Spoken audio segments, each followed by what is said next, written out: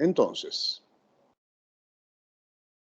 acabo de regresar a la diapositiva, se supone que estamos grabando, y avanzando en los temas de la asignatura, hoy día me gustaría que conversáramos sobre el tema agua, particularmente agua líquida, y la ausencia de esta, el estrés hídrico.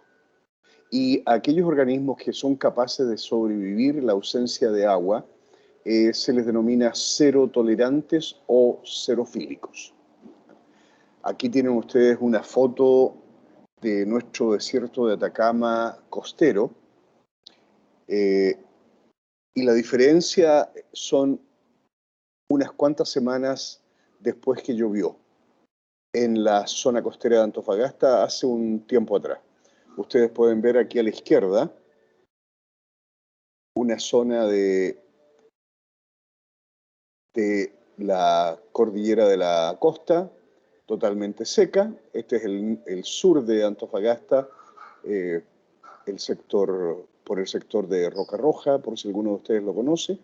Y algunas semanas después de que hubo una lluvia, nosotros tenemos el mismo lugar, pero con estas plantitas que antes no existían, y si revisamos el suelo, aquí se ven los restos de plantitas resecas que habían ahí, entre otras semillas, y por lo tanto, después de un poquitito de agua que cayó, a las pocas semanas se logra la reactivación de estas plantitas que del género Nolana, que las tenemos acá en la costa de nuestro desierto de Atacama, y es un modelo de vida vegetal que es capaz de resistir largos periodos de desecación. Y hacia allá está apuntando la clase de ahora. Dentro de las diferentes alternativas de condiciones ambientales extremas, diferencias de pH, extremos de temperatura, ambientes salinos, baja presión hidrostática, alta radiación, ausencia de oxígeno, hábitat alterado por la actividad humana, estoy enfatizando el tema del estrés hídrico, sin agua. Información adicional ustedes la pueden encontrar en un link que está claramente marcado ahí. Por lo tanto, avanzamos un poquitito más y primero nos vamos a centrar en algunos aspectos de la importante molécula de agua. La superficie de la Tierra tiene dos singularidades importantes dentro de nuestro sistema solar. La Tierra es el único lugar donde nosotros tenemos y conocemos que hay vida. Y segundo, la Tierra es el único lugar donde el agua líquida es estable. Y como agrego en el párrafo siguiente, esto no es casualidad, ya que el agua líquida es un prerequisito indispensable para la existencia de la vida tal como la conocemos en nuestro planeta. Sin agua líquida no hay vida. Ese es un hecho. Pero de pronto, en algunos ambientes de alta desecación, nosotros podemos encontrar extremófilos que han sido capaces de evolucionar para poder soportar durante diferentes periodos la ausencia de agua. En consecuencia, una pregunta obvia es ¿por qué el agua es ese elemento fundamental para la vida en nuestro planeta? Como la conocemos, los procesos que dan origen a la vida son esencialmente reacciones químicas en un medio acuoso. Lo que está ocurriendo en todos los seres vivos y debido a la presencia de agua líquida es un conjunto de reacciones bioquímicas que nos permiten entender los diferentes procesos de la vida. El agua es un sustrato o es un producto de reacciones metabólicas. El agua es el solvente clave para las moléculas que existen en los seres vivos. Ahí tenemos un par de argumentos para indicar por qué el agua es tan fundamental. Participa directamente en el metabolismo celular Y segundo, es el solvente clave para la vida en nuestro planeta. El agua líquida como solvente es necesario para disolver moléculas polares. Las moléculas apolares y las interacciones hidrofóbicas que ocurren entre moléculas apolares también ocurren en presencia del solvente agua. Ok, me gustaría detenerme un segundo para ver si estamos entendiendo todos lo mismo. Cuando yo hablo de una molécula polar o hablo de una molécula apolar, estoy indicando información. ¿Qué información yo puedo extraer del término polar o apolar? ¿Alguien me puede ayudar con algún comentario? ¿Por qué a una molécula le llamamos polar y a otra molécula le llamamos apolar?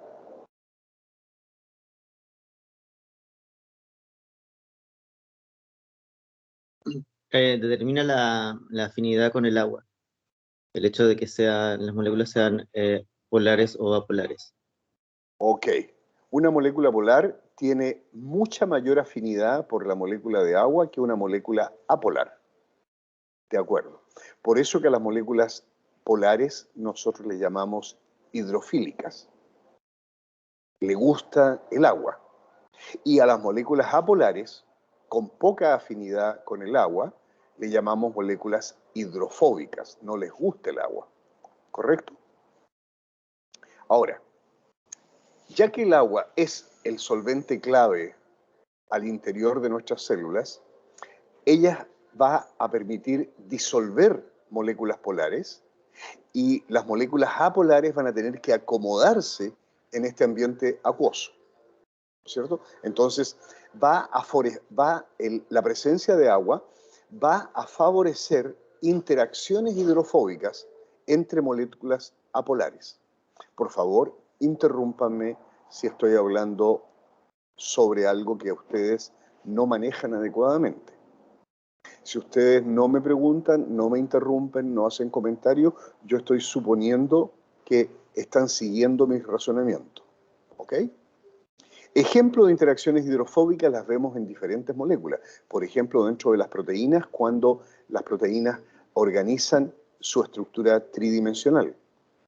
Hay una serie de interacciones polares y apolares para que la molécula alcance la conformación nativa y por lo tanto sea funcionalmente activa.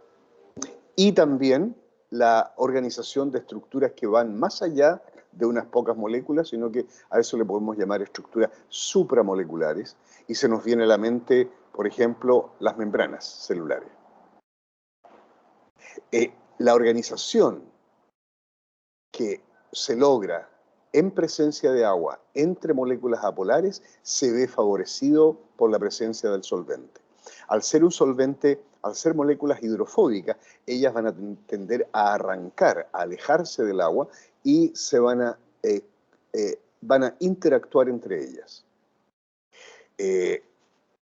Como el tercer punto que habla acá, las moléculas polares son solubles en la molécula de agua y eso indica o eso apunta a una serie de biomoléculas dentro de la célula, entre ellos los intermediarios metabólicos, los intermediarios productos intermediarios de rutas metabólicas.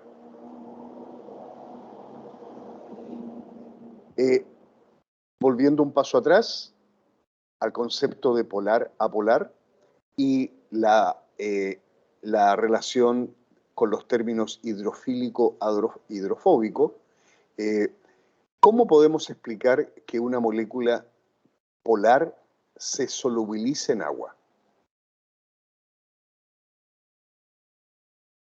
Pregunta abierta, comentarios.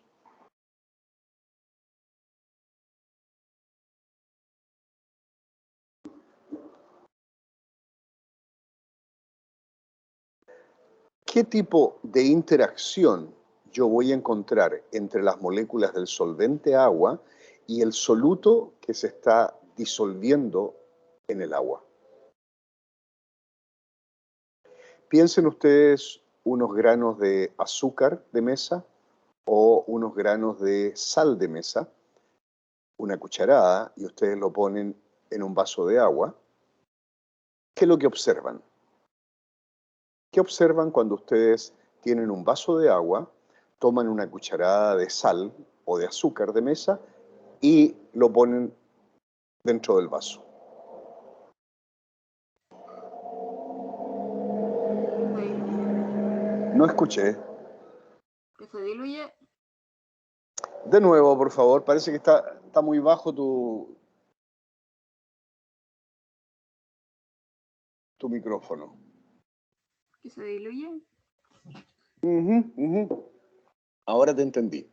Lo que yo observo es dilución. Lo entiendo, lo acepto, pero todavía falta algo. Fíjate, voy al hecho físico, Yo tomo granos de una molécula sólido y lo pongo en un vaso de agua. Lo que yo observo es desaparición de esas sales sólidas. Desaparecieron. Le pongo una cuchara, lo agito un poquitito y todos los granitos de sal o los granos de azúcar ya no los vas a ver como lo viste tú al principio. Y nosotros decimos, ese soluto se disolvió. Y obviamente eso va a generar una concentración determinada dependiendo de la cantidad de sal o azúcar y la cantidad de agua que haya. Y por ahí conecto la idea de que se diluyó. ¿Ya? Pero más importante es que pasó del estado sólido al estado líquido. El agua como solvente más el soluto sólido generaron una solución. Se fijan ustedes que volvemos varios semestres atrás a conceptos muy básicos de química general. Soluto, solvente, solución. Entonces, cuando nosotros tenemos un solvente y agregamos un soluto, si ese soluto es soluble en el solvente, nosotros decimos que se formó una solución. Y si el soluto era sólido, como granos de sal, van a desaparecer de nuestra vista. Entonces, algo ocurrió ahí. Algo ocurrió entre las moléculas de soluto y las moléculas del solvente. Hubo una interacción entre ellos. ¿Qué tipo de interacción nosotros podemos pensar que está ocurriendo?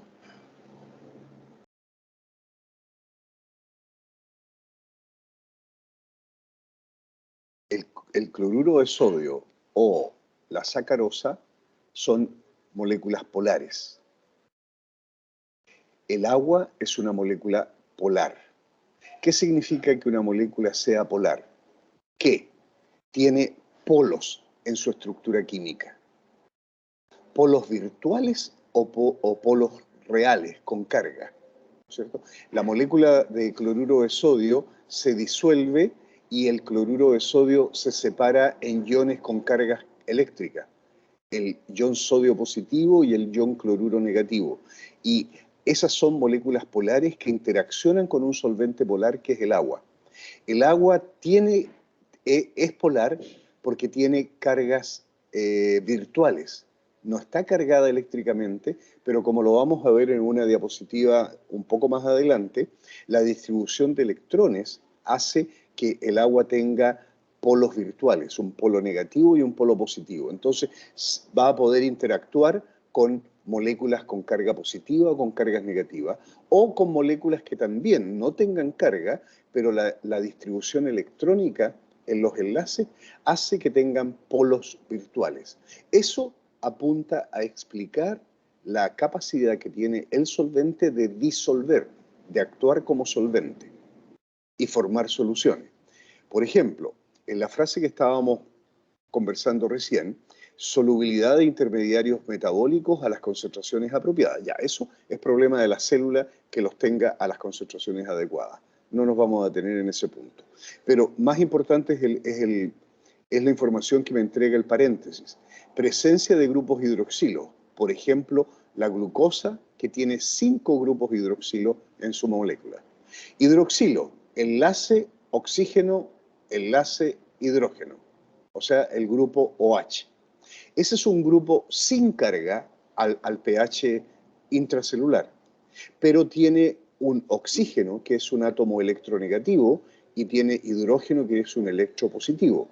Por lo tanto, la distribución del par de electrones que une al oxígeno con el hidrógeno no es homogénea, sino que como es un átomo electronegativo, el par de electrones, el oxígeno, el par de electrones es atraído por el núcleo del oxígeno, y hay una densidad electrónica mayor al lado del oxígeno que al lado del hidrógeno. Por lo tanto, el agua puede interactuar con esos dos polos virtuales que tiene el grupo hidroxilo. Y eso permite que la glucosa se disuelva fácilmente en agua.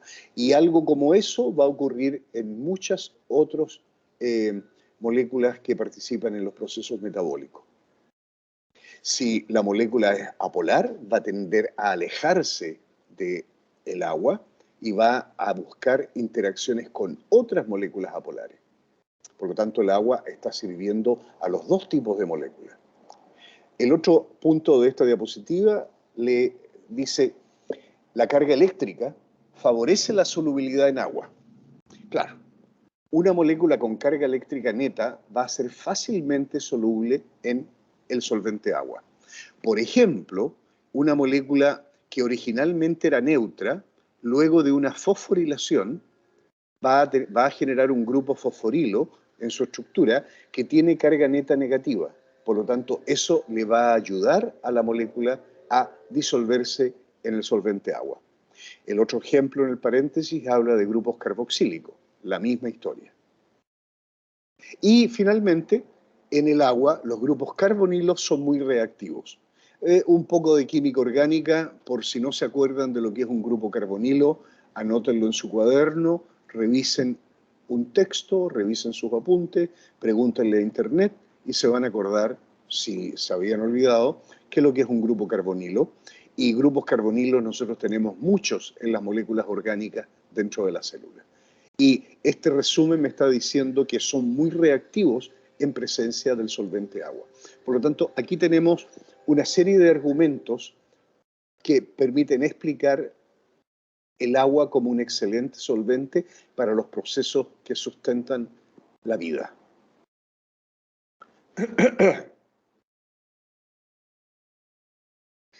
Volvemos a enfatizar nuevamente la importancia del agua para la vida. 1. El agua tiene carácter polar. Habíamos conversado aproximadamente de lo que eso significa. Antes de seguir y leer el texto, fíjense en esta figura que yo estoy mostrando. Aquí tenemos a la molécula de agua, tenemos el átomo electronegativo que es el oxígeno y unido a él por enlaces covalentes dos átomos de hidrógeno.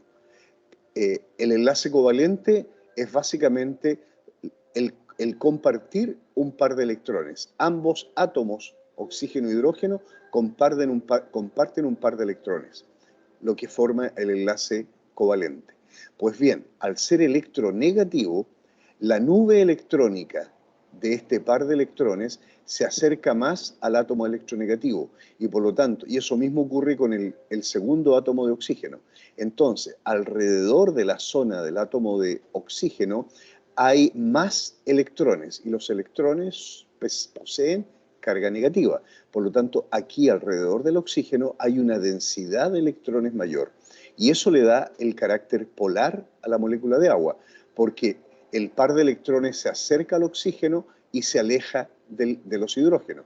Por lo tanto, alrededor del hidrógeno hay menos electrones y por lo tanto tenemos este par de polos virtuales. No hay carga neta. Se fijan ustedes, la molécula es neutra, pero la densidad electrónica distribuida no homogéneamente hace que la molécula de agua sea polar. El carácter polar de la molécula de agua la hace un excelente solvente para muchas sustancias, excepto para algunas orgánicas. Claro, eso lo habíamos comentado anteriormente. Claro, Muchas moléculas dentro de la célula son polares y se van a disolver muy bien en el solvente agua. Y hay otro tipo de moléculas orgánicas que son más hidrofóbicas y por lo tanto el solvente agua va a interaccionar de otra manera con respecto a ella. La célula utiliza el agua como medio para transportar cationes disueltos que se necesitan para el metabolismo y para expulsar sustancias de desecho a través de sus membranas que no se disuelven. Las membranas orgánicas son estas supraestructuras que habíamos comentado hace un minuto atrás, en que están rodeadas de agua, no se disuelven en el agua porque está constituida de moléculas apolares, básicamente lípidos y proteínas. Y ellas se mantienen como estructura estable en presencia del solvente agua. Pero el agua puede cruzar estas membranas y puede transportar, ser un vehículo de transporte hacia el interior o hacia el exterior, dependiendo del tipo de sustancia que necesite la célula, ya sea expulsar productos del metabolismo o incorporar moléculas desde el compartimento extracelular. Por lo tanto, el carácter polar hace que sea una primera característica de la molécula. Segunda característica, la molécula de agua a altas temperaturas se mantiene en el estado líquido. Es decir, el agua como solvente, y pensemos en nuestro planeta, en general, sobre 0 grados y menos de 100 grados, el agua está al estado líquido. Lo que no ocurre con muchos solventes. Por ejemplo, el metano, que en el estado líquido necesita temperaturas muy bajas. El amoníaco, otro solvente, lo mismo. La cinética de las reacciones se ve favorecida en medios acuosos frente a otros medios líquidos. En otras palabras, se necesita que la molécula de agua esté al estado líquido para funcionar como solvente. Los rangos de temperatura que existen en nuestro planeta permiten que un gran porcentaje del agua disponible en nuestro planeta esté al estado líquido y eso favorece la generación de vida y la preservación de vida. Abajo hay un gráfico bastante interesante porque esto está también en un contexto astrobiológico. Y fíjense ustedes, aquí tenemos en el eje X temperatura en grados Celsius y en el eje Y tenemos presión en la atmósfera. Y en el planeta Tierra nosotros estamos aproximadamente a una atmósfera de presión y en ese rango de atmósfera de presión nosotros vamos a tener el agua al estado hielo y principalmente esto aumenta con el aumento de la presión, pero en el estado, en presiones alrededor de una atmósfera, parte del agua en la Tierra está al estado sólido, pero vean ustedes el rango de temperaturas en el cual el agua está al estado líquido en nuestro planeta. Las temperaturas más allá de 80 a 100 grados va a permitir de que el agua alcance la fase de estado vapor. Y se puede comparar con la situación que ocurre en Marte. Conocemos nosotros dos cosas, que en Marte hay agua, mucho menos agua que en la Tierra, y que esa agua probablemente está solidificada, como hielo. Y las presiones atmosféricas son mucho más bajas en Marte. Y si nos alejamos un poquitito más, vamos a tener el caso de Venus. Pero lo que nos interesa a nosotros es esta comparación de esta otra propiedad. A temperaturas altas se mantiene el estado líquido del agua. 20 grados, 30 grados, 50 grados, 60 grados, 80 grados. Hay ambientes en los cuales todavía el agua está al estado líquido. Temperaturas más bajas que 0, también vamos a encontrar el agua al estado líquido. Por lo tanto, es un excelente solvente para las condiciones ambientales de temperatura que existen en nuestro planeta. Y por lo tanto uno puede inferir de que la presencia de agua ayudó y fue necesaria para que se originara vida en nuestro planeta y que se mantenga la vida en nuestro planeta. La tercera es que cuando el hielo está en fase sólida, cuando el agua está en fase sólida, como hielo, este hielo es menos denso que el agua en la fase líquida. En otras palabras, como ustedes pueden ver en la foto, cuando el agua se congela en un cuerpo de agua, un océano, un lago, se congela y flota el hielo, dejando el agua líquida por debajo de esta capa de hielo. El hielo flota en el agua, cuando la temperatura baja, el agua líquida comienza a congelarse, pero lo hará desde arriba, quedando una zona de agua líquida bajo la capa superficial de hielo, entre comillas, protegiendo al hábitat acuático que quedó por debajo. Esta característica del agua puede ser clave para la posible existencia de vida en otros cuerpos solares en nuestro sistema solar. Existen, se me olvida el nombre, existe una luna, creo que de Júpiter, que definitivamente tiene agua, definitivamente tiene océanos, pero tiene una capa de hielo de kilómetros de espesor. Pero las evidencias espectroscópicas indican que debajo de esta gran capa de hielo hay un verdadero océano de agua líquida. Por lo tanto, al haber agua líquida en esa luna de Júpiter, el ser humano, los científicos, los astrobiólogos dicen, ese es un buen lugar para tomar muestras y ver si existen organismos vivos viviendo bajo el espesor gigantesco de esa capa de hielo en esa luna. Ahí tenemos nosotros entonces tres características que nos permiten entender la importancia del agua en nuestro planeta. Un aspecto adicional, un poco más árido, que lo vamos a pasar muy suavemente, es hablar del potencial hídrico, simplemente porque potencial hídrico apunta a la capacidad que nosotros tenemos de medir, de cuantificar la disponibilidad de agua. Un ambiente extremo para la vida es aquel que tiene potencial hídrico extremadamente bajo. Ok, ustedes podrán recordar, pero lo vamos a revisar ahora. ¿Qué es potencial hídrico? La pregunta es ¿por qué un potencial hídrico extremadamente bajo es extremo, genera un ambiente extremo para la vida? Y volvemos a la respuesta.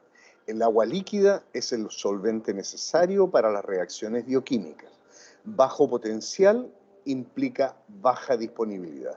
Baja disponibilidad significa ambiente extremo y solo aquellos organismos adaptados o que toleran esa condición van a poder sobrevivir en ese tipo de ambiente, que es lo que nos interesa a nosotros tratar de conocer un poquitito más. Aquí tienen ustedes un par de definiciones de potencial hídrico. Ustedes se van a los libros, se van a internet y van a tener una gran cantidad de información, mucha información sobre potencial hídrico. Veamos la primera. El potencial hídrico es la medida de energía, la fuerza que permite mantener y mover las moléculas de agua a un sustrato físico. Por ejemplo, el suelo, y lo comparamos con el agua. Hacemos referencia al agua líquida y podemos medir el agua que está en un sustrato físico como un suelo, por ejemplo, y podemos medir la energía necesaria para mantener o extraer las moléculas de agua de ese sustrato. La otra manera de entenderla, dice, es la energía necesaria que debe gastar un organismo para extraer las moléculas de agua del medio ambiente. Otra vez, un muy buen ejemplo es el suelo. Y ustedes ya se pueden imaginar que el mejor modelo de suelo que podemos pensar para esta discusión es un suelo desértico. Entonces, ¿cuánta energía tiene que gastar un organismo para quitarle moléculas de agua que están contenidas en un suelo desértico? Eso se puede medir, la abreviatura es la letra griega psi y se puede medir en joules por kilo o joules por mol como medidas de energía. Potencial hídrico del agua pura tiene valor 0. Potencial hídrico en un sistema es negativo si es menor al agua pura o es positivo si es mayor al del agua pura. Entonces, perfectamente ahora hay una forma de cuantificar, de medir, que es lo que le interesa en muchas disciplinas, en bioquímica en particular, colocar números a los fenómenos que estamos estudiando. Los organismos que pueden soportar condiciones de extrema desecación, en otras palabras, estrés hídrico, se les conoce como serotolerantes o serofílicos. Extremófilos o extremotolerantes. Tenemos los dos tipos acá. La molécula de agua, podemos pensar que puede estar unida en la superficie de un sustrato o puede estar unida o puede estar libre en los poros o en las películas entre las partículas. Piensen, sale fácil pensar en un suelo. El agua va a estar en la superficie del suelo o va a estar atrapada en poros o formando películas entre las partículas. Eso es lo que una planta, un microorganismo va a tener disponible en un suelo desértico. Poca agua, y si hay agua, esa agua va a perderse fácilmente de la superficie por evaporación, pero puede quedar parte de ella atrapada, formando películas de agua o libre, formando pequeñas pocitas entre los poros de las partículas de suelo. Los microorganismos de ambientes con estrés hídrico, por ejemplo, suelos desérticos, viven en la película de agua o en el agua contenida en los poros. Por tanto, son altamente susceptibles a condiciones de pérdida de agua. Por ejemplo, un suelo desértico a las 2 de la tarde bajo sol, las probabilidades de que ese suelo contenga agua son bajísimas por el proceso de evaporación, aumento de temperatura y evaporación, paso del estado líquido al estado de vapor de agua. Por lo tanto, aquel tipo de organismo, planta o microorganismo que vive en ese ambiente va a tener graves problemas de sobrevivencia, porque necesita agua líquida. En este proceso de tratar de entender el potencial hídrico, aquí vamos a agregar un elemento más, el efecto del soluto en el agua. El soluto aumenta la entropía y reduce la energía libre del agua. Ese es un lenguaje termodinámico que uno tendría que detenerse, pensar y ver de lo que uno recuerda de termodinámica si logra entenderlo. Aumenta la entropía, reduce la energía libre de la molécula de agua. La molécula de agua que tiene una estructura determinada, cuando está sin soluto, en presencia de soluto, se altera. Y por lo tanto, la energía que disponía, la energía libre, disminuye. Se reduce la presión de vapor, aumenta el punto de ebullición, baja el punto de congelación. Fíjense ustedes, todos esos son impactos sobre el agua que tiene la adición de un soluto. El efecto de ese soluto se define como potencial de soluto y se abrevia, vean ustedes, la letra griega psi con una S minúscula. También se le llama potencial osmótico y representa disminución de la capacidad de desplazamiento del agua debido a la presencia de solutos.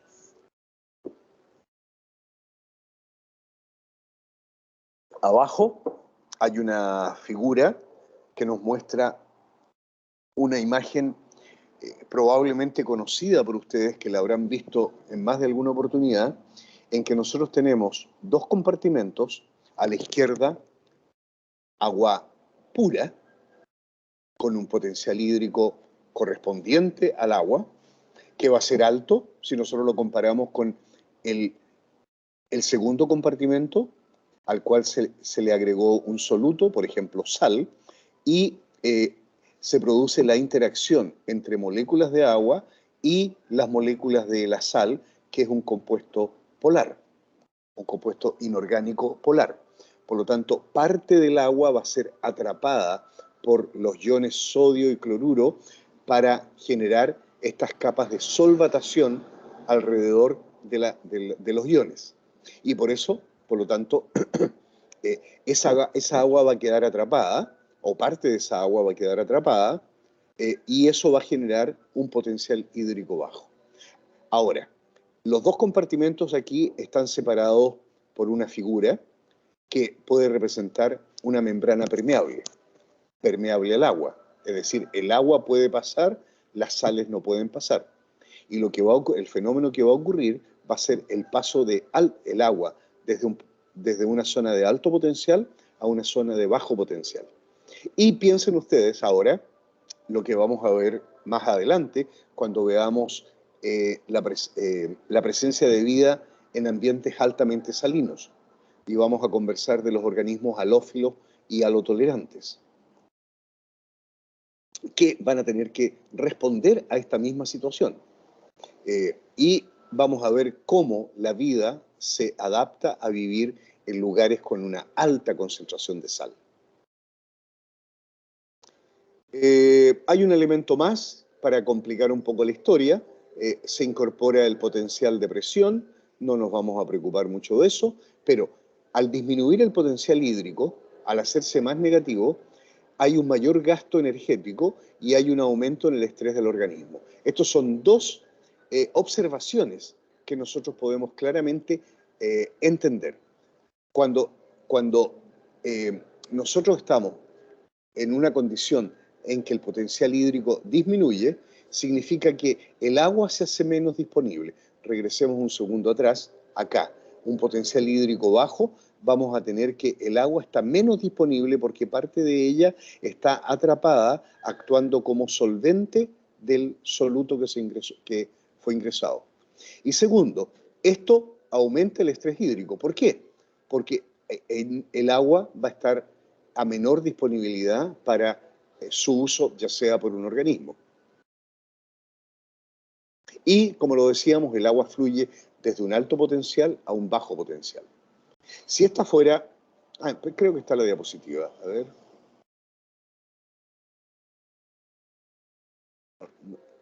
Parece que la había visto, parece que la vi en otro lado. Ok. Imagínense ustedes acá un ambiente hipersalino, aquí a la derecha. Y acá tenemos células. El agua va a ir del alto potencial a bajo potencial. Es decir, esa célula va a tener problemas osmóticos. Y eso es lo que nosotros vamos a tener en mente cuando veamos el tema de los organismos halotolerantes y los organismos halófilos. Para evitar el choque osmótico, la célula debe mantener un potencial hídrico intracelular similar al exterior. Esa es la tarea que debe realizar un ser vivo, una célula, para poder sobrevivir, es mantener un potencial hídrico intracelular lo más cercano al potencial hídrico extracelular. Y hay estrategias para lograr eso. Y si no es así, la célula va a tener serios problemas porque puede perder agua o puede ganar agua porque la membrana plasmática es permeable al agua. Y lo que va a hacer la membrana plasmática es permitir que el agua vaya de una zona de potencial hídrico alto a una zona de potencial hídrico bajo. El agua puede entrar a la célula o el agua puede salir a la célula dependiendo de la diferencia de potencial hídrico entre el interior celular y el exterior celular. Las bacterias requieren de potenciales hídricos que se miden con valores cercanos a 4 megapascales. Los hongos son todavía más resistentes y pueden sobrevivir con un potencial hídrico de menos 22 megapascales. Y se considera como límite para la vida un potencial que va entre los 70 y los 90, 100 megapascales. Hay una tabla que nos va a llevar de nuevo a esto. Es solamente a través de números tratar de hacer comparaciones. Mi intención es que ustedes no se aprendan de memoria estos números. Yo no me lo sé de memoria. Cada vez que necesito algo así lo busco. ¿Ya? Uno atrapa de memoria algunas cosas cuando en su trabajo diario se están repitiendo constantemente. Uno las atrapa con mucha mayor facilidad. Esas otras, uno ha aprendido antes, tiene algo guardadito en la memoria, pero necesita del apoyo de Internet o de los textos para recordar algo mejor. Potenciales hídricos de diferentes tejidos. Hojas turgentes, raíces en suelo seco, plantas de suelos húmedos, plantas de suelos secos, agua de mar, una solución de sacarosa 1 molar, semillas, fíjense ustedes los valores, potenciales de membrana que más o menos van aumentando a medida que bajamos. Y las hojas desérticas, -6, y las semillas, -20. Aquí tenemos nosotros formas de vida que son capaces de sobrevivir bajo condiciones de desecación equivalentes a potenciales hídricos muy negativos, comparado con el agua libre, el agua pura. Esto no lo voy a ver, lo pueden hojear ustedes y tratar de sacar alguna conclusión, pero me lo voy a saltar. El potencial, vean el fraseo de acá abajo. El potencial hídrico se determina fundamentalmente por el efecto osmótico asociado a la presencia de solutos, que absorben o retienen agua en matrices sólidas o coloidales, por el efecto de la altura, por presiones positivas o negativas, tensiones presentes en recipientes o conductos donde se encuentra dicha agua. En otras palabras, el autor de este fraseo colocó varias situaciones en las cuales el soluto presente en diferentes tipos afecta el valor del potencial osmótico y evidentemente el potencial hídrico. El potencial osmótico indica la disminución de la capacidad de desplazamiento de agua debido a la presencia de solutos, tales como sales orgánicas, vitaminas y minerales. Leí este último párrafo porque nos regresa de pronto al mundo bioquímico. Dice que la presencia de solutos disminuye la capacidad de desplazamiento. ¿Y qué solutos? Solutos que nosotros tenemos en nuestras células, sales orgánicas, vitaminas, minerales y otros. Y tienen ustedes una conexión a Internet en la cual ustedes podrían revisar con calma. ¿Qué es lo que les pido?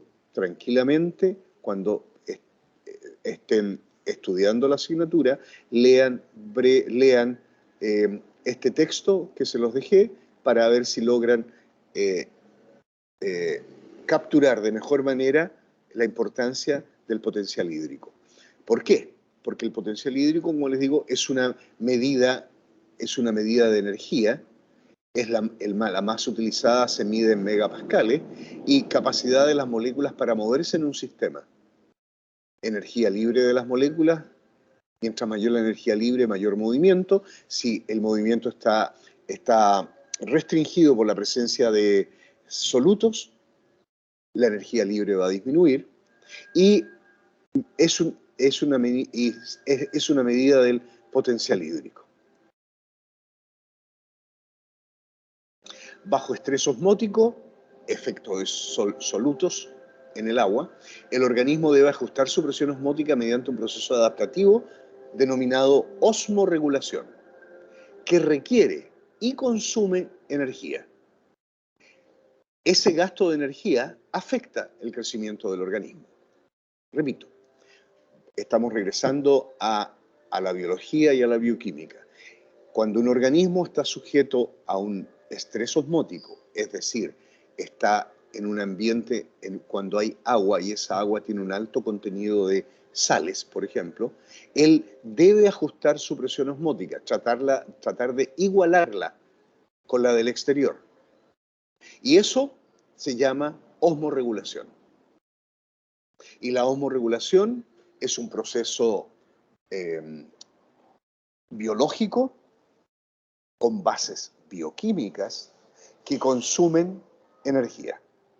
Por lo tanto, un organismo que necesite aplicar estrategias de osmorregulación va a tener que responder con gastos de energía y su metabolismo va a tener que estar dedicado en gran parte a resolver esos problemas energéticos. El ajuste osmótico, la osmorregulación, involucra la acumulación intracelular de moléculas tales como iones inorgánicos y moléculas orgánicas. Iones inorgánicos, un muy buen ejemplo es el ion potasio, y moléculas orgánicas, el buen ejemplo son ácidos orgánicos, carbohidratos, aminoácidos. Y a esas moléculas orgánicas se les conoce también con el nombre de solutos compatibles. Entonces, cuando una célula tiene que adaptarse aplicando estrategias de osmorregulación, necesita energía y este proceso de osmorregulación va a requerir acumulación de potasio o acumulación de moléculas orgánicas o solutos compatibles. Un breve paréntesis en este tema y vamos a tener en mente al potasio y a los solutos compatibles, que vamos a regresar a ellos en unos minutos más. Hace algún tiempo atrás apareció un artículo en la revista Nature Geoscience 2015 en que se observa la presencia de sales hidratadas en las pendientes de algunas montañas en nuestro planeta vecino Marte. Este artículo fue publicado y la NASA oficialmente indicó que se ha descubierto agua líquida en el planeta Marte. Uno de los autores, un estudiante de posgrado, dice, en la entrevista correspondiente, nosotros hemos encontrado evidencia de la actividad hídrica en sales hidratadas de Marte. ¿Cuál es el punto importante acá? Yo venía diciéndoles, y se los he repetido 1.000.000 de veces, si nosotros observamos la vida en nuestro planeta, hay un factor fundamental que es la necesidad de agua líquida. Si encontramos agua líquida en otro planeta, por ejemplo en Marte o en otro lugar, la probabilidad de que haya vida es alta, aumentan las probabilidades. Acá el joven dice, encontramos evidencia de actividad hídrica, presencia de agua, porque hemos demostrado la presencia de sales hidratadas. Obviamente las sales hidratadas se van a hidratar si es que hay agua. El profesor McEwen, Universidad de Arizona, coautor, dice, en la Tierra, en cada lugar que hay agua, hay vida. Pero esto no es necesariamente verdadero en la superficie de Marte. ¿Ok? Ahí tenemos la visión objetiva de la mente científica. Nosotros podemos hacer algunas inferencias, pero tenemos que dejar siempre abierta la posibilidad para que la hipótesis, la conclusión, pueda ser refutada con otros antecedentes por otras personas. Y eso es exactamente lo que dice este profesor, aun cuando ellos tienen evidencia de agua en Marte. Y acá en el paper salen las evidencias que están muy alejadas de la mente normal de un bioquímico, porque aquí se necesita hidroquímica, geoquímica, geología, etc. Pero los autores dicen en todas estas flechitas donde ellos están marcando en esta foto de esta montaña en Marte, aparecen estas manchas negruzcas que antes no habían aparecido y que de pronto aparecen. Y la única explicación es la aparición de sales hidratadas. Tendríamos que leer con cuidado el paper y a lo mejor vamos a entender la mitad o menos del paper porque son disciplinas muy complicadas, pero en revistas de alto nivel en las cuales ha sido revisada por pares muy seriamente y por lo tanto estos antecedentes son sólidos. Y hay que tener mucho cuidado con las conclusiones a las que se llega. Hay agua en Marte, por lo tanto hay vida en Marte. No, no, no, señor. Todavía no se puede decir eso. La determinación de la existencia de agua en la superficie de Marte es clave para entender el ciclo hidrológico y la posibilidad de vida actualmente presente en Marte. El espectrofotómetro a bordo del Mars Reconnaissance Orbiter analizó los datos espectrales y encontró evidencia de sales hidratadas en las líneas de pendiente con menor reflectancia, es decir, donde le caía un poco menos de luz solar. Las sales hidratadas más consistentes con los espectros de absorción son perclorato de magnesio, clorato de magnesio, perclorato de sodio. Nuestros descubrimientos fuertemente apoyan la hipótesis de que las pendientes, la formación de estas pendientes son resultado de agua actual, de agua actualmente presente en Marte. Eso es lo que cuidadosamente dicen los autores. Ok. Una transparencia que nos dice, que nos muestra la estructura del ácido nucleico, donde vemos nosotros las cadenas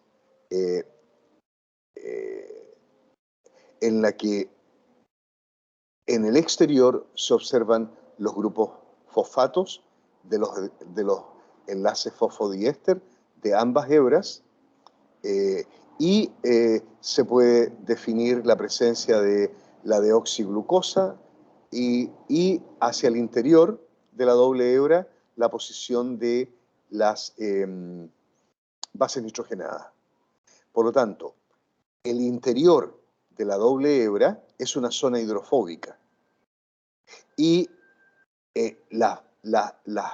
los pares de base se forman a través de enlaces de hidrógeno. Ricos en enlaces de hidrógeno, eso es lo que le da la fuerza a la doble hebra para no romperse en dos. Y por otro lado, el solvente agua está interactuando con los grupos polares, los grupos fosfatos a lo largo de las dos cadenas. Ejemplo de la importancia del agua en la estructura y función del ADN. La repetida carga negativa a lo largo de las hebras genera repulsión. La interacción entre las hebras solo es posible a nivel de las bases nitrogenadas. La zona hidrofílica es la zona exterior, se compensa la atracción electrostática entre las moléculas de agua y las cargas negativas del grupo fosfato. La parte interior de la molécula rica en bases nitrogenadas, estas bases nitrogenadas tienen un alto grado de hidrofobicidad, por lo tanto, en el interior de la molécula de DNA hay poca agua comparada con el exterior. Y por lo tanto, se estabiliza la doble hebra. Es posible tener una doble hebra de ADN en el núcleo de una célula en la cual hay un alto contenido de agua líquida. Les dejo esta transparencia para que lo lean con calma. Déjenme rescatar algunos puntos, por ejemplo, que ya lo habíamos dicho, el agua es sustrato producto de muchas reacciones metabólicas. Hay un montón de reacciones bioquímicas que pueden ocurrir en solventes que no son agua, no acuoso. Hay enzimas que son activas en solventes orgánicos, pero aún así ellas requieren de moléculas de agua para mantener su estructura tridimensional. Pregunta, ¿es posible la vida en otro solvente distinto al agua? Hay algunos elementos que dicen, puede ser, pero hay un montón de argumentos que la vida, como nosotros la conocemos en nuestro planeta, no podría ser si no es con la presencia de agua líquida. Por lo tanto, les recomiendo leer con calma estas ideas para tratar de capturar la esencia de cómo podemos responder a esa pregunta planteada ahí arriba. Seguimos con la molécula de agua y hemos visto la parte positiva, pero ahora podemos ver algo de la parte negativa. Hay una desventaja de la vida desarrollada en presencia de agua líquida, y una de ellas es la hidrólisis de algunas moléculas. Y aquí hay ejemplos importantes. Bases nitrogenadas de ácidos nucleicos pueden ser fácilmente hidrolizadas. La molécula de adenina en presencia de agua se transforma en inosina. Vean ustedes la pérdida de este grupo amino allá arriba en la molécula de adenina. La citosina se puede transformar en uracilo por hidrólisis en presencia de agua. Y estas hidrólisis no necesitan necesariamente de una enzima, son hidrólisis espontáneas, no químicas. Es decir, aquí, entre paréntesis, también se pierde ese grupo amino de la citosina. Ahí hay un grupo carbonilo, como ustedes pueden recordar. No se requiere de enzimas, sino que son reacciones de hidrólisis espontánea. Estas moléculas son peligrosamente susceptibles a hidrólisis. Un ejemplo de la molécula de guanina que se transforma en xantina, y si estas moléculas están formando parte de un ácido nucleico, de un DNA, nosotros vamos a tener daño en el DNA.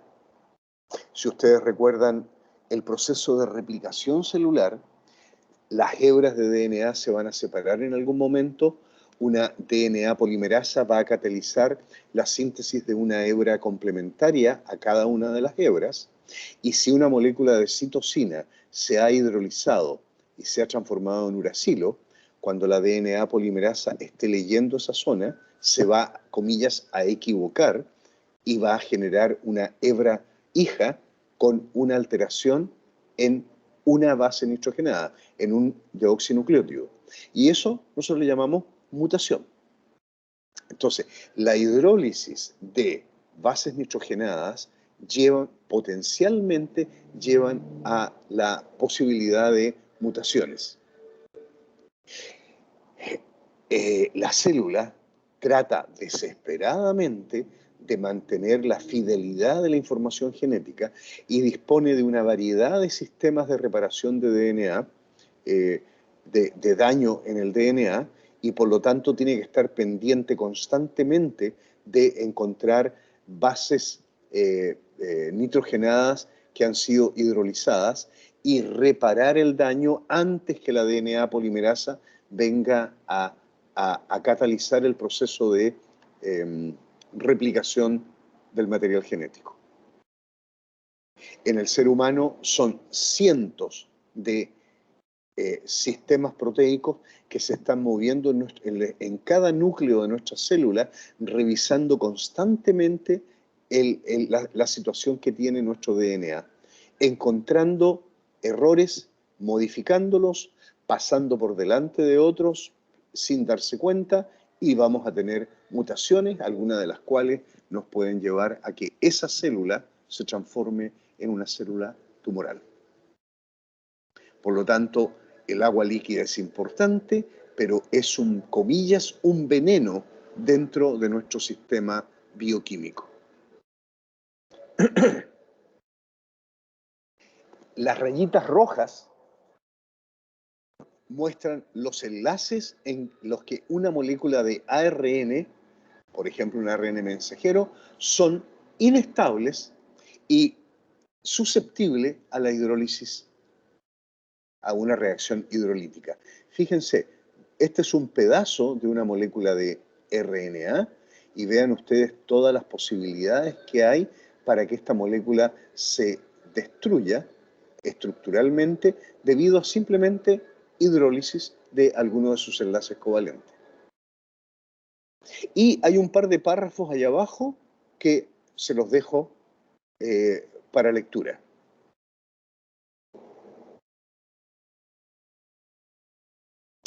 Fíjense la última. Hay una paradoja entre origen de la vida y estructura del material genético. La abundante carga eléctrica del esqueleto de RNA sugiere que evolucionó en un sistema hidrofílico como el agua, y la abundancia de enlaces hidrolizables sugiere que el RNA no pudo ser ensamblado fácilmente. Hay toda una propuesta de que una de las moléculas claves para el origen de la vida fue la generación de moléculas de RNA en un ambiente arcilloso. No sé si ustedes han leído por ahí o en alguna asignatura les han hablado de esa hipótesis de síntesis de la vida a partir de RNA. ¿Ah? Bueno, los sistemas arcillosos son altamente hidrofóbicos, con sistemas de poros en los cuales se puede acumular agua. Y se propone que en esos pocillos de agua se pueden haber generado las primeras reacciones para la formación de moléculas orgánicas, entre ellas la molécula de ARN. Pero lo que nos interesa a nosotros es, con esta imagen, darnos cuenta de la susceptibilidad que tiene el material genético frente a la molécula de agua líquida. Esta diapo y la diapo anterior que acabamos de ver.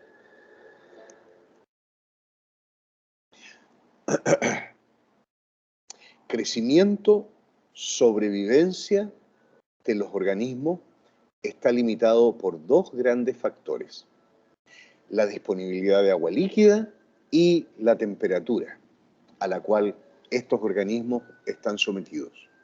La combinación de ellos genera ambientes letales para la vida en nuestro planeta. Tenemos que combinar disponibilidad de agua, ausencia de agua o muy poca agua, altas temperaturas o muy bajas temperaturas. Son mezclas letales para los organismos que han aparecido y existen en nuestro planeta. La existencia de agua líquida está determinada por los límites de temperatura y presión. Lo veíamos en una figura anterior, en la cual justamente conectaba temperatura con presión, y el agua líquida en nuestro planeta existe porque están dadas las condiciones de temperatura y presión apropiadas. Otros factores presentes en ambientes extremos, como pH, radiaciones electromagnéticas, presencia de metales tóxicos, fuertes presiones hidrostáticas, entre otros, no evitan, pero limitan las formas de vida. Entonces, le estamos dando un énfasis importantísimo a la disponibilidad de agua líquida y a la temperatura en la cual, o el rango de temperatura en la cual esa agua permanece como líquida. Profesor, Sí, tengo una consulta. dígame. En la diapo anterior del RNA, cuando habla del RNA, ¿cómo es posible de que el dogma central se mantenga estable de DNA, RNA y a proteínas, sabiendo que este RNA puede ser hidrolizable? O sea, ¿cuál es el control? ¿Cómo es posible de que no se hidrolice y no se genere aquello? O sea, Sí, te ¿qué entiendo. pasa? Claro, esa pregunta. Gracias. Veamos si te entendí. La molécula de RNA es susceptible a hidrólisis espontánea, ¿cierto? No necesitamos de ningún catalizador, necesitamos que la molécula de RNA esté en presencia de agua líquida y vamos a tener destrucción total o parcial de una molécula de ARN. Por ejemplo, un RNA mensajero, ¿cierto? La célula lo necesita para la síntesis de un polipéptido. Perfecto. Esa es una realidad.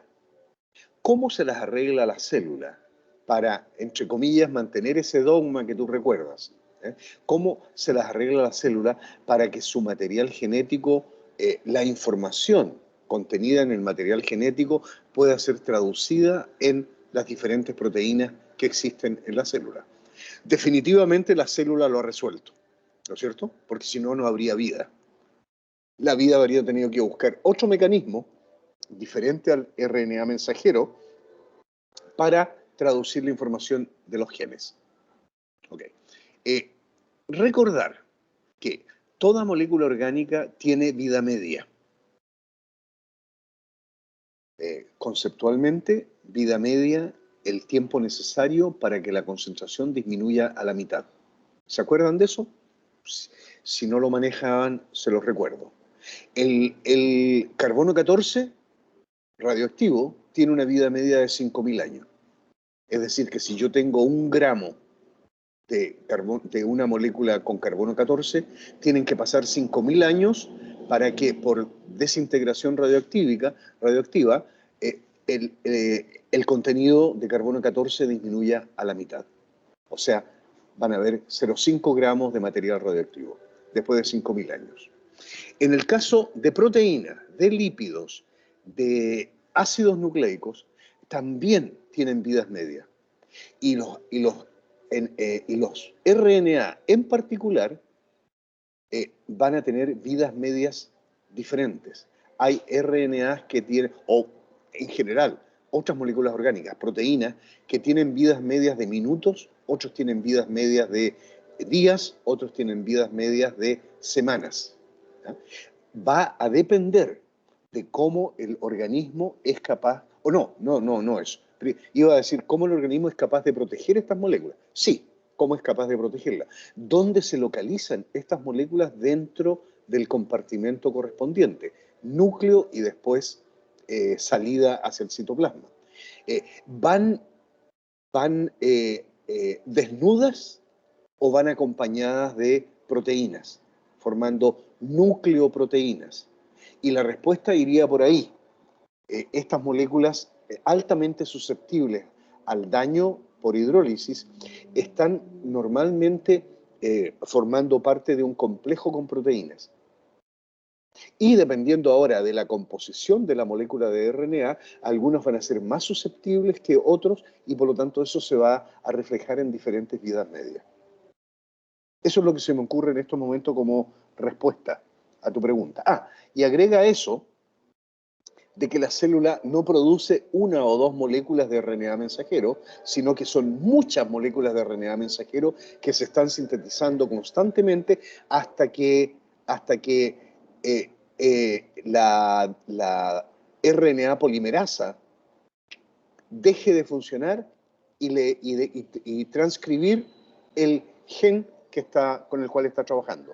No es una, no es dos, sino que pueden ser miles, cientos de miles de moléculas de RNA. Y algunas de ellas se van a salvar y algunas de ellas van a morir por hidrólisis. ¿Te convence un poquitito la respuesta? Sí, profe. Y otra consulta, tengo otra. Dígame. ¿Qué pasa con los organismos termófilos que están en ambientes escasos de agua? En este caso, ¿el RNA sería menos susceptible a la hidrólisis? En cierto modo sí, pero vamos a conversar en algún momento de que organismos que están bajo condiciones de desecación, si nosotros, yo recuerdo haberles dicho en más de alguna oportunidad, hablemos de nuestro desierto de Atacama, ¿cuál es la o la condición ambiental que limita la vida en nuestro desierto? Porque hay muchos tipos de desierto en nuestro planeta. En el desierto de Atacama, la falta de agua y la alta radiación solar. Dejemos al sol de lado y nos quedamos con la ausencia de agua. Eso es uno de los dos factores que limitan la abundancia y la diversidad de formas de vida que están resistiendo la alta desecación. Por lo tanto, el organismo es capaz de sobrevivir en esas condiciones y está esperando condiciones ambientales para que aumente la disponibilidad de agua líquida. Y ahí va a echar a andar sus procesos metabólicos. Va a estar en una actividad metabólica absolutamente reducida por falta de agua. Y va a tratar de proteger algunas moléculas claves que va a necesitar en el momento de recuperarse. Cuando se rehidrate, la célula lo primero que va a tener que hacer es disparar la transcripción de enzimas que vayan a la reparación de los daños que se han producido durante el periodo de desecación que han sufrido. Es una vida muy complicada y los daños que se generan al interior y en la estructura de la célula, una vez que la célula se hidrata porque hay disponibilidad de agua, tiene que gastar mucho tiempo y energía en recuperarse de los daños, particularmente daño en el material genético. Y algunas moléculas como RNA se van a degradar por ausencia de agua o algún porcentaje va a quedar ahí disponible. Esa es la realidad de este tipo de organismos. Y vamos a tratar de conversar sobre esto también un poco más adelante. ¿De acuerdo? Gracias, profe. Ok. Ok.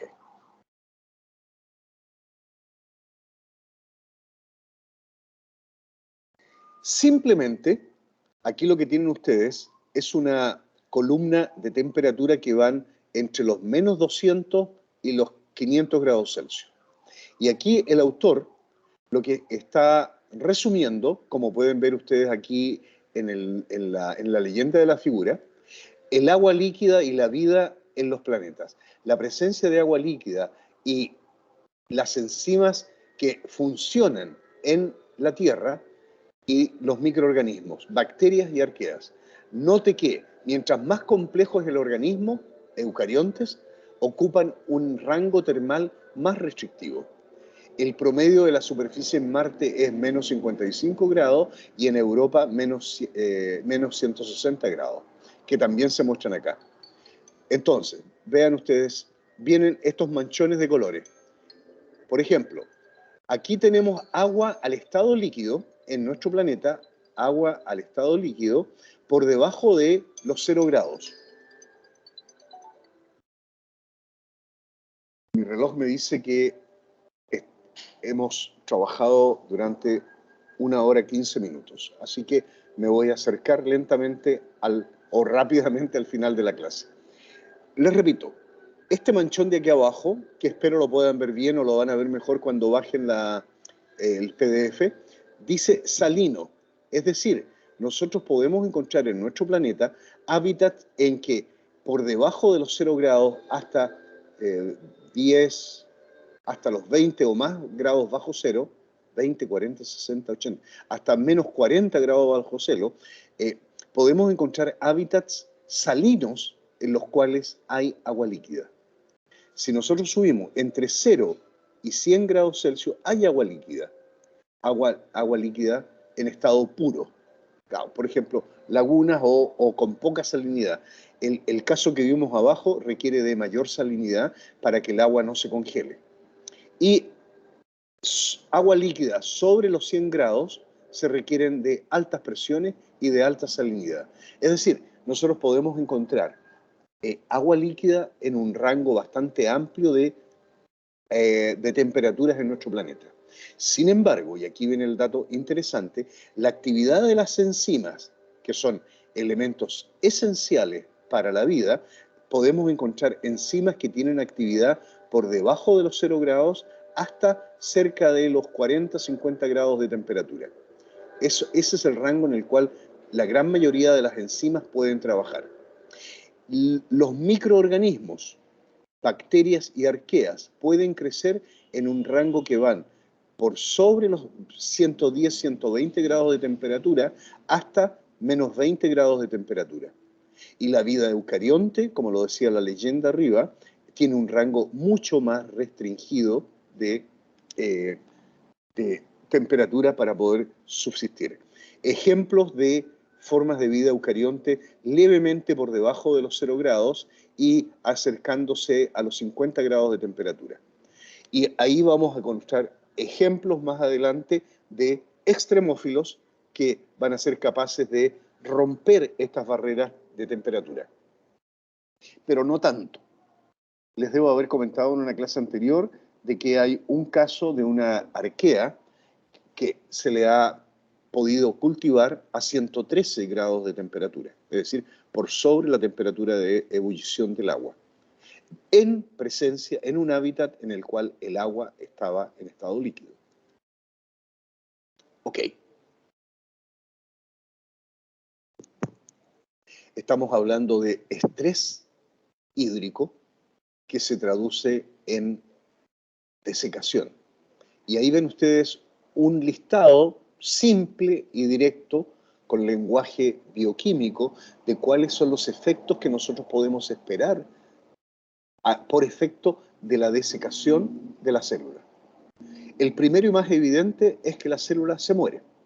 La desecación es tan fuerte, el organismo es incapaz de resistirlo y simplemente la célula muere. Mecanismos que ocurren que llevan a la muerte o los primeros pasos debido a la desecación son denaturación, cristalización y condensación de proteínas. Una macromolécula esencial para la vida tiene efectos, la ausencia de agua tiene efectos muy serios sobre ella. Una proteína denaturalizada, formación de cristales de proteína, o que las proteínas se condensen en una o más de ellas, evidentemente que lleva a la pérdida del rol funcional de esas proteínas. La desecación conduce a la denaturación de ácidos nucleicos y ruptura del DNA. La pérdida de agua hace que la estructura tridimensional y la solubilidad que necesitan macromoléculas como las proteínas, como los ácidos nucleicos, se vea afectada por la ausencia de agua. Alteraciones y cambios en los estados de los lípidos. Nosotros necesitamos a nuestros lípidos en un estado semisólido, una especie de fluido, una especie de gel. La desecación lucha directamente con los cambios de estado. Un lípido se puede pasar al estado sólido en condiciones de baja disponibilidad de agua. Y finalmente, un último ejemplo, es la aparición de especies reactivas del oxígeno. Nosotros, los seres vivos en nuestro planeta, los organismos que respiran oxígeno, aeróbicos, ya me cansé ya. Los organismos aeróbicos dependemos del oxígeno, pero el oxígeno, al igual que el agua, es otro veneno que tenemos que constantemente, día a día, por todo el periodo de vida que tenga ese organismo, tiene que lidiar con reacciones que se generan con el oxígeno. Y las reacciones que se generan con el oxígeno es debido a la aparición de especies reactivas que se traducen con el nombre de ROS. Este conjunto de efectos nos puede explicar en parte el estrés hídrico, la desecación, el efecto del estrés hídrico y la desecación en algunos organismos. Las fotos nos muestran algunos aspectos positivos y negativos de la desecación.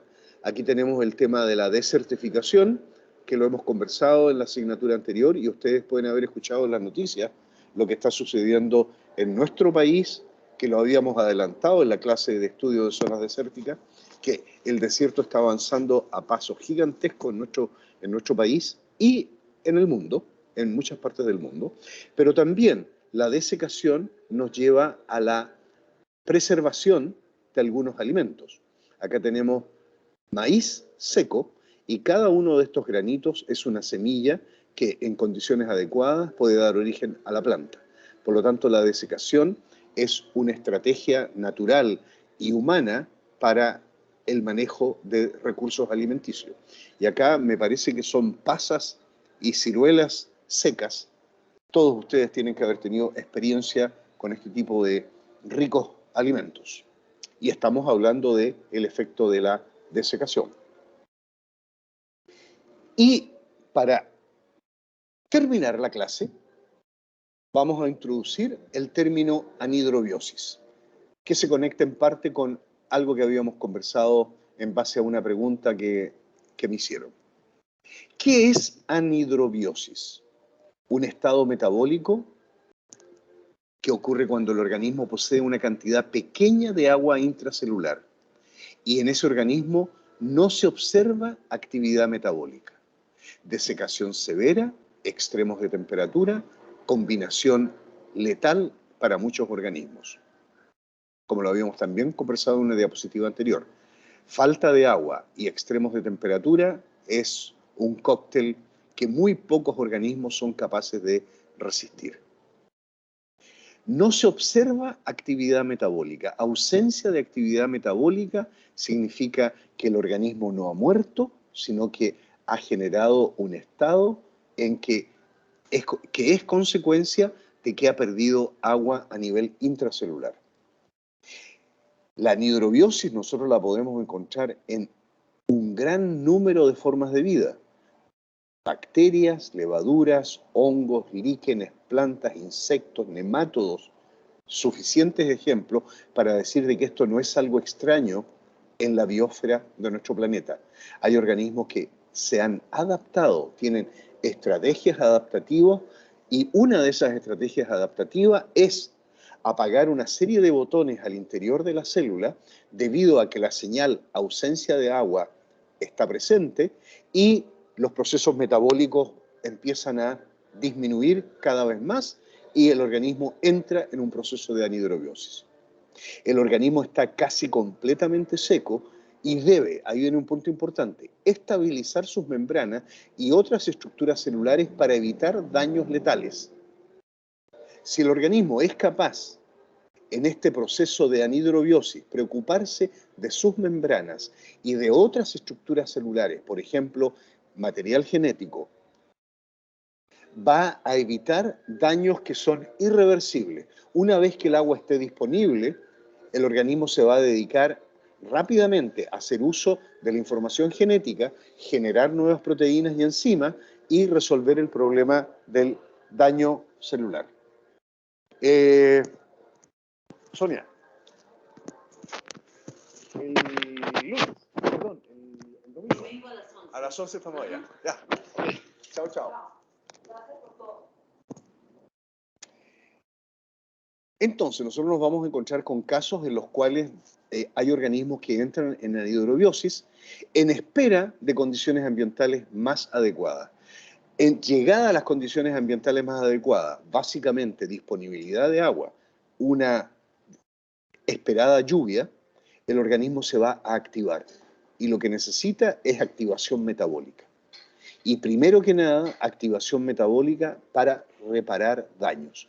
Una vez los daños están reparados, el organismo puede empezar a hacer procesos metabólicos adicionales que le permita crecer y finalmente dividirse.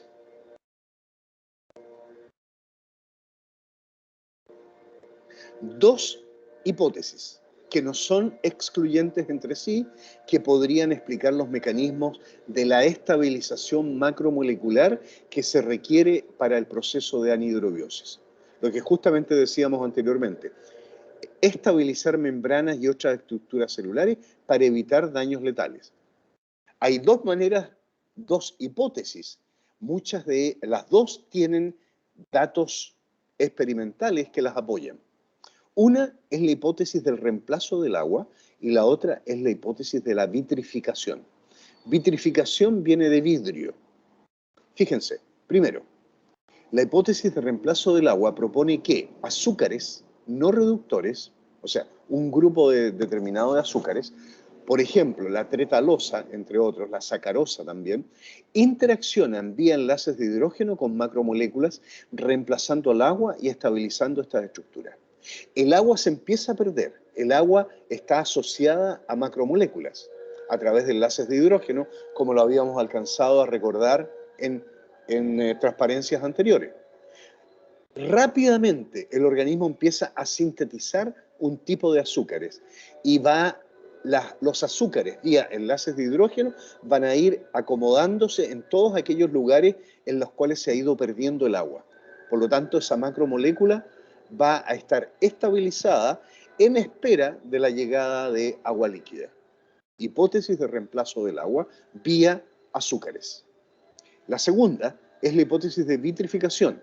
Propone que las moléculas hidrofílicas ingresan a un estado de vitrificación durante la desecación y este vidrio biológico inmoviliza las macromoléculas, evitando que se denaturen o que tengan otros daños estructurales.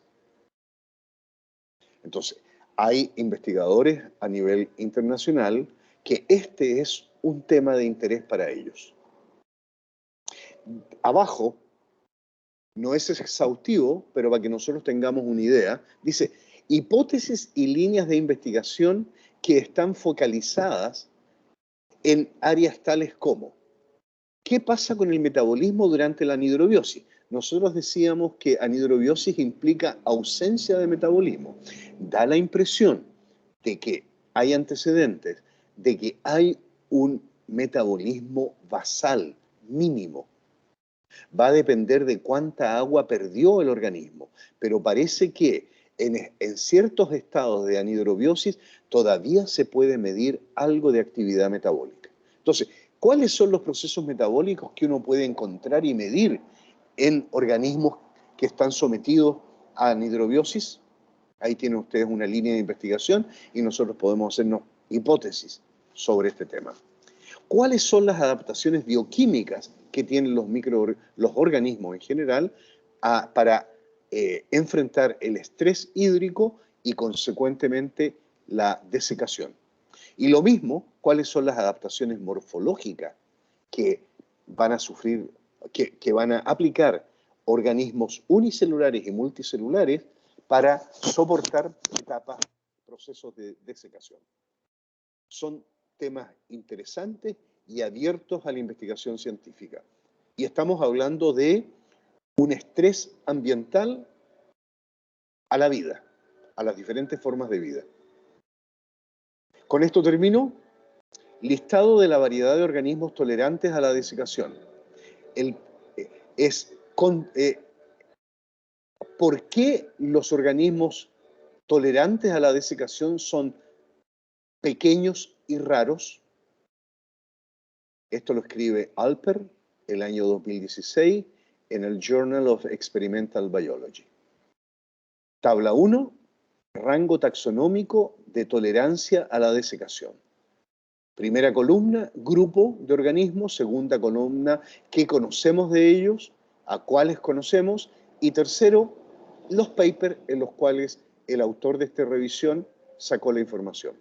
Nemátodos, rotíferos, tardígrados, crustáceos, artrópodos, líquen, levaduras, hongos, gimnospermas, bacterias, microalgas, macroalgas, muchas especies, algunas especies,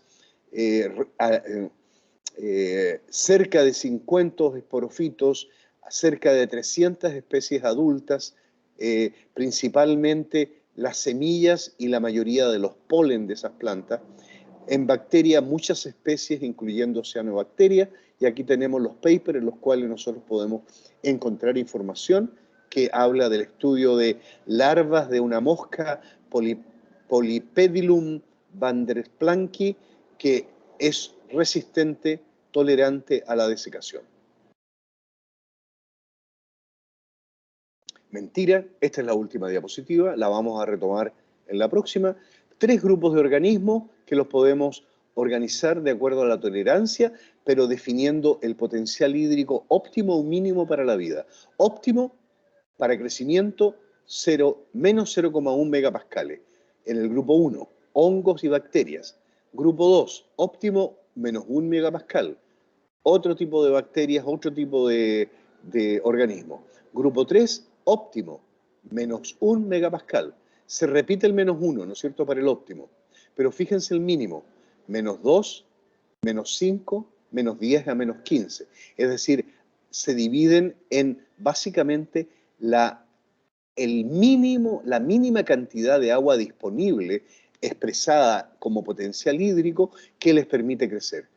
Menos 2 megapascal, algunas bacterias pueden resistir menos 5, un ambiente con menos 5 megapascal, y ascomycetes, basidiomycetes, gram positivas, pueden crecer entre menos 10 a menos 15 megapascal como mínima potencial hídrico para el crecimiento celular. Con esto corto la presentación, cierro la diapositiva, regreso a donde están ustedes, pincho detener la grabación, la detengo